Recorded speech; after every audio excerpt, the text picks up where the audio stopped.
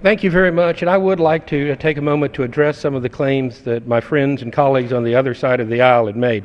The FACT Act is there's 2 pages of text to the FACT Act. There's no requirement of any action whatsoever by the victims of asbestos. The trusts are the only ones that are required to do something. And let me just read you exactly what the requirement is. It's simple. It doesn't include a broad release of personal information. It's very simple. A trust described in paragraph 2 shall, subject to section 107, file with the bankruptcy court not later than 60 days at the end of every quarter a report that shall be made available on the court's public docket. With respect to such quarter, it describes each demand the trust has received from, including the name, exposure history of a claimant, and the basis for any payment from the trust made to such claimant, and does not include any confidential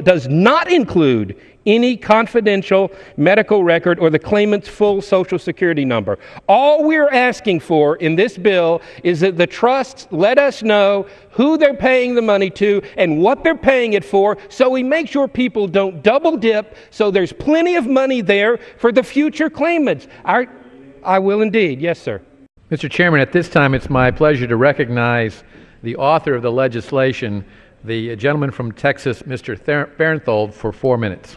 Gentleman from Texas is recognized for 4 minutes. Thank you, Chairman Goodlatte. And quite frankly, I'm personally offended by the claim that this bill is against victims. It's for the victims. It's preserving the asbestos trusts for those yet undiscovered victims from people who would defraud the system.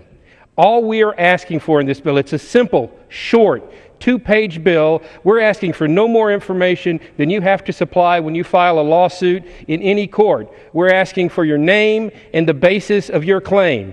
And we're asking that the expenditures would be listed of the trust in a method that people can check to make sure somebody isn't claiming twice for the same injury. We don't have double dippers.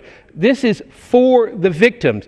We are going to try to stop unscrupulous attorneys and folks they rope in from filing false claims. We don't want to stop anybody who has a legitimate claim. The asbestos trusts have been riddled with fraud. It even comes down to Corpus Christi, Texas, the district I represent, where there were early cases where federal judge Janice Jack, a Clinton appointee, and a friend of mine ruled that there were false bad trouble with doctors. The courts are dealing with that. We're trying to deal with multiple claims and bring simple transparency. We're not asking for detailed medical information to be released. We're just asking for the basis of the claim.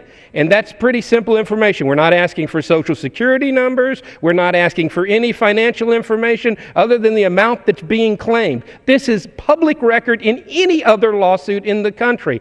And it's not an invasion of privacy. It's a protection of the system that was set up to compensate victims of mesothelioma and other asbestos-related exposure diseases that don't manifest for years after the exposure. We've got to protect this for future generations. And the FACT Act is a simple 2-page bill, leverages all the privacy protections already in the bankruptcy code, and simply asks that we know who's getting what out of these trusts, so they can't get them from multiple trusts for the same injury, or they can't go file a claim in state court. It's to try to stop double dipping and fraud. Unfortunately, when these were set up, there weren't enough safeguards in place. They're run by plaintiffs' attorneys who get percentages of compensation off of that. So we're trying to get this taken care of. The plaintiffs' attorneys have big impact in creating and managing these trusts, and we're just trying to get some simple oversight. Mr. Bacchus put it quite well when he said sunshine is the best disinfectant. We're asking to shine the light of day on these claims so we can protect future victims. We don't want to deny anybody who is legitimate claimant what they're entitled to. We want to get them compensated, and we want to make sure there's enough money there for everyone. This is a bill for the victims. It's a bill to stop fraud, waste, and abuse. And I'll yield back. Listen, all well-managed trusts, nonprofits, and business should have an internal audit procedure to detect fraud within that organization.